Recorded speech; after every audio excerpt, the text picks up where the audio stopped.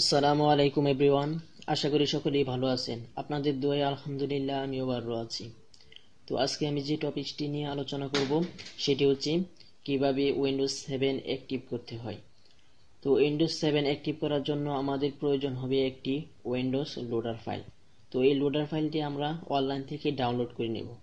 তো এখন আমি দেখব আমার কম্পিউটারে উইন্ডোজ 7 অ্যাক্টিভ আছে কিনা। তো এটি দেখার জন্য আমাদের কম্পিউটারে মাউস আইকনটি রেখে এখানে রাইট বাটন ক্লিক করব। রাইট বাটন ক্লিক করার পরে যে প্রপার্টিস দেখতে পাচ্ছেন এখানে আমি ক্লিক করব। যে ক্লিক করার পর দেখেন যে এখানে কন্ট্রোল প্যানেলে নিয়ে এসেছে।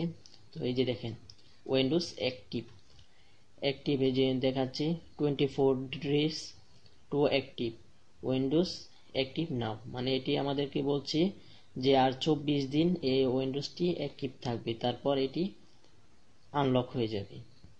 তো আমাদের অ্যাক্টিভ করার জন্য বলছে, তো আমরা এটি অ্যাক্টিভ করব। তো অ্যাক্টিভ করার জন্য আমরা এই যে এই লোডার ফাইলটি এটি আমরা এখন ইনস্টল করব। তো আমি দেখাচ্ছি কিভাবে ইনস্টল করতে হয়। তো এখানে ডাবল ক্লিক করবেন। ডাবল ক্লিক করার পর এই যে দেখাচ্ছি ইনস্টল, এখানে আমরা ক্লিক করব। ক্লিক করার পরে যে এখানে আমরা ওকেতে ক্লিক করব। ওকেতে ক্লিক করার পর এই যে আমাদের এটি ইনস্টল হচ্ছে। এখন আমাদের সামনে একটি পপ পপ আসবে। তো আমরা কিছুক্ষণ ওয়েট করি।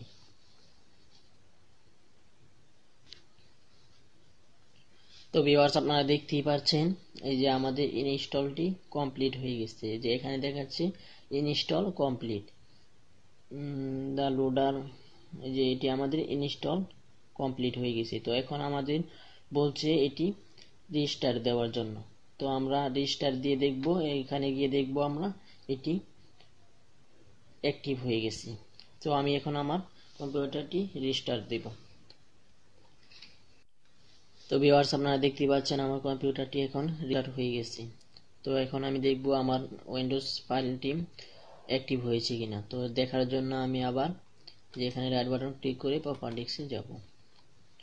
প্রপার্টিসে যাওয়ার পর এখন আমি এই যে নিচে যাব।